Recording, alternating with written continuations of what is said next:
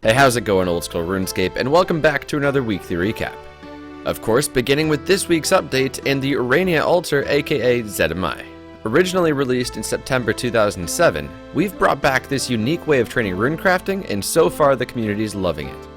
Soon to follow, we'll have this year's Halloween event. Expected to be released this next Thursday, players will be able to begin the event by heading to the Lumbridge Swamp, and as Mod Tom H mentioned on this week's Q&A, this year's Halloween event is entirely unique unlike the previous year's events. And it has some awesome rewards as also shown on the Q&A.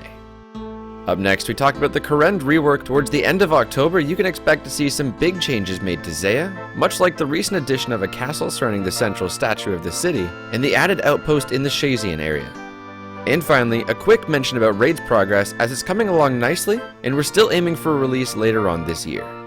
So let's move on to this week's Q&A, where as we mentioned earlier we showed off the new Halloween outfit, but we also discussed the possibility of Dragon Claws or Abyssal Claws coming with raids. And speaking of Dragon Claws, we also mentioned we're going to be throwing them into the Last Man Standing High Stakes weekend coming up this November the 4th.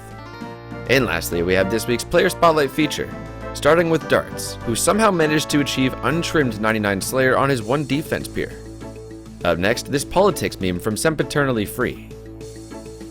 And finally, Andy Dreamless created this Fire Rune Pumpkin, which we're hoping will inspire even more RuneScape Pumpkin carvings this year.